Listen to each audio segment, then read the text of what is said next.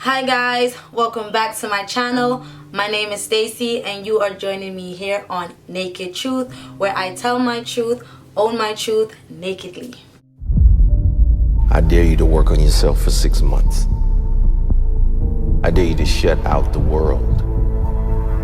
I dare you to shut out all the distractions. I dare you to give up everything that is keeping you from your dream. I dare you! So I have another hot topic that I want to talk about, and it's like I want to tell somebody, as much as you're doing your journey on like becoming whole and becoming a better version of yourself and becoming your true self, I want you guys to also remember that in the process of doing it, you're gonna meet other broken people that has not even started their journey yet and just need your help. But in the process of being that help, you have to be careful of their splinters. When you're dealing with brokenness, their splinters can get in your skin. When you're dealing with their brokenness, that glass can cut you. And it depends on the type of splinter. It might be a really bad cut. Handle them with care and with care for yourself.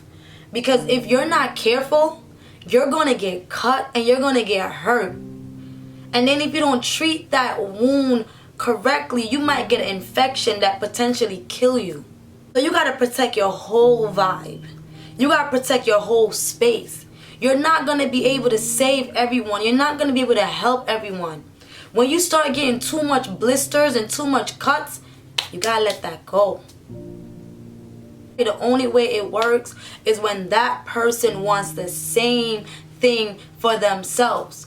Because if you're holding that person that's broken and they pull out your arm to go the opposite direction, that glass that's being snatched out of you is going to cut, and it might cut too deep, which leave other little splinters in you, which leave other problems in you that you didn't even see coming.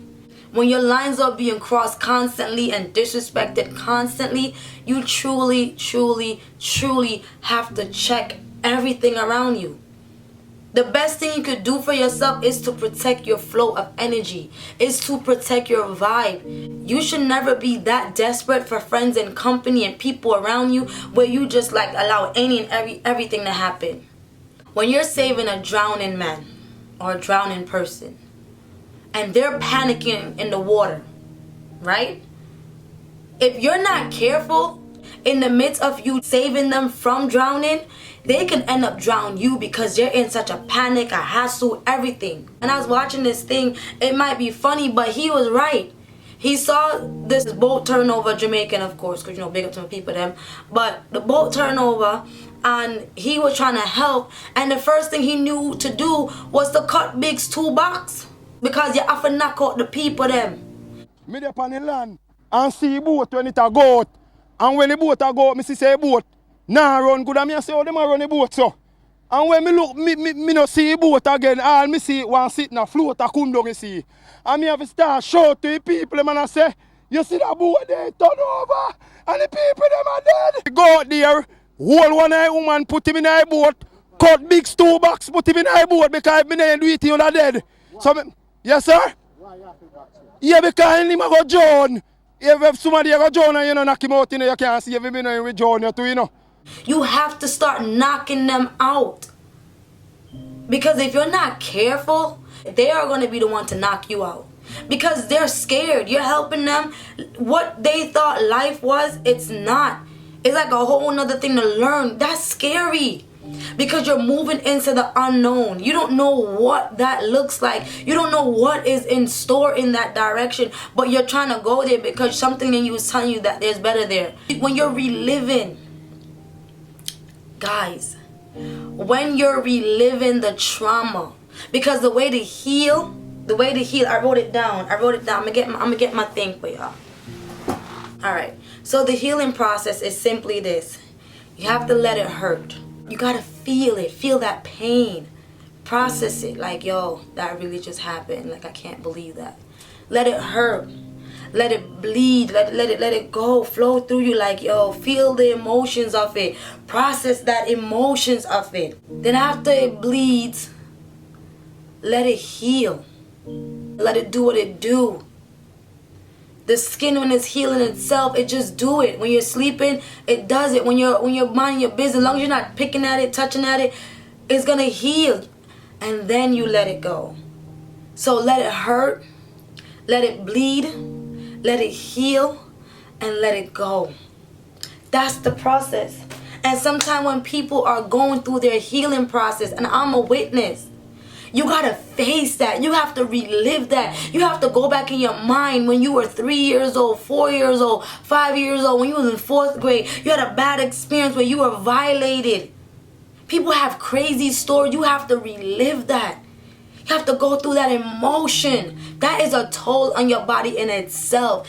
So when they're going through it, they can get a little sharp around the edges.